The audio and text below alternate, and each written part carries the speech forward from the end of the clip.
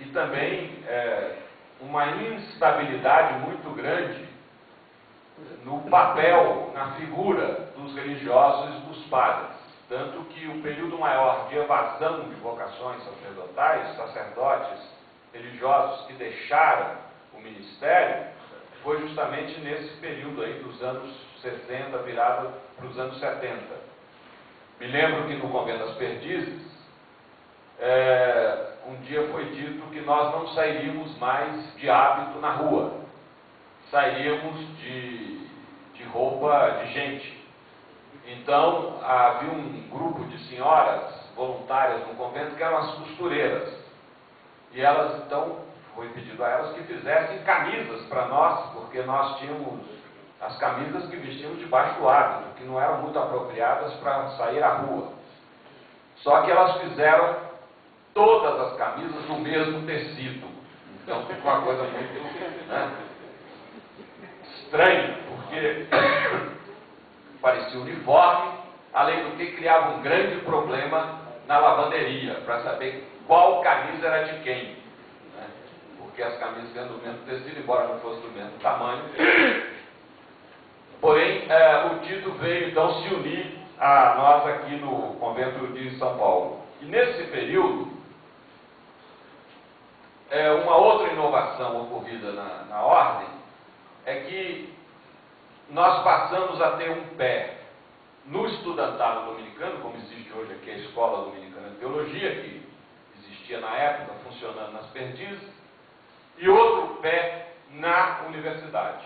Quer dizer, todos nós, estudantes dominicanos, deixamos de ficar restrito ao chamado seminário eclesiástico para também seguir cursos na universidade, no caso na USP.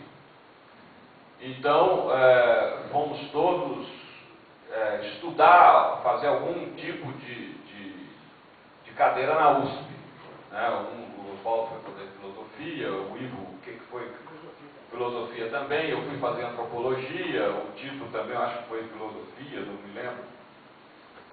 Enfim, cada um de nós foi fazer um curso na Universidade de São Paulo, que era o grande centro de mobilização estudantil, e o Aloysio Nunes, que esteve aqui ontem, era um dos dirigentes estudantis da época, o Zé Dirceu era outro.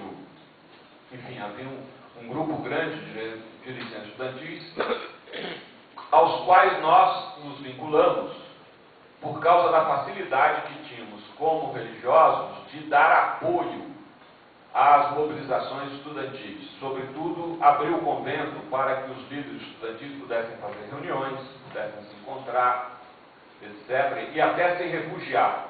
O Vladimir Palmeira, que era o grande líder estudantil do Rio de Janeiro, teve um período que ele começou a ser perseguido pela ditadura, precisou se refugiar e veio ficar aqui nas Perdizes, no nosso convento, pensando hoje, uma grande bobagem, que era um esconderijo como uma grande peneira, mas na época nós tínhamos a ilusão, sobretudo vendo os documentos que o José Cardanha apresentou ontem, mas nós tínhamos a ilusão de que nós éramos clandestinos, que não éramos observados pela repressão.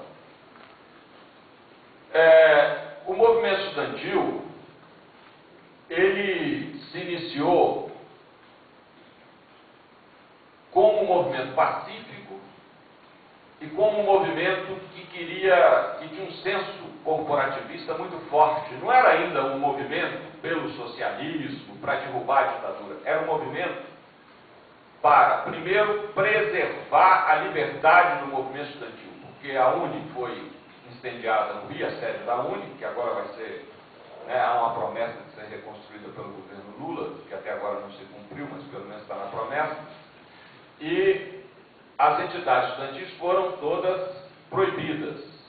Então a UNE tinha que realizar os seus encontros clandestinamente, como o Frei Oswaldo ontem colocou aqui, uma das razões pelas quais o Tito foi levado à tortura uma segunda vez foi justamente o fato dele ter sido a pessoa que conseguiu o local do famoso Congresso de Biúna, onde foram presos cerca de 1000 líderes estudantis do Brasil inteiro. O outro fator do movimento estudantil era evitar a reforma universitária. a reforma MEC-USAID. O sistema universitário brasileiro era muito autônomo, muito independente, e de repente os americanos propuseram a todo o conjunto da América Latina, o que foi sendo progressivamente aceito pelas várias ditaduras militares, uma reforma que primeiro esvaziava a universidade dos seus conteúdos ideológicos progressistas e segundo, criava um sistema de frequência que impedia criar laços mais profundos entre as várias turmas de estudantes. Quer dizer, você iniciava a universidade, mas não terminava necessariamente com os mesmos colegas do primeiro ano, o que dificultava a mobilização. E isso levou os estudantes a protestar, e nós começamos a ser um pouco área auxiliar dessa movimentação. Aos poucos, outros frades foram se envolvendo nesse apoio. Então, no caso do Convento das Perdizes, o Frei Maurício, João Caldas Valença, que também já era um pouco mais de idade do que a turma do Tito, Oswaldo e eu, era mais da idade da geração do Fernando, ele tinha entrado antes de nós na ordem.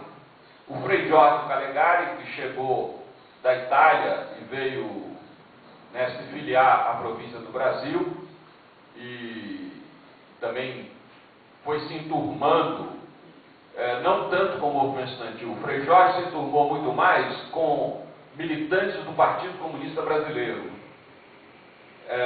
Havia alguns que eram nossos vizinhos, principalmente o professor Samuel Pessoa e a sua esposa, que era uma mulher extraordinária, que aos 90 anos ainda ia fazer alfabetização na favela, sobreviveu ao marido.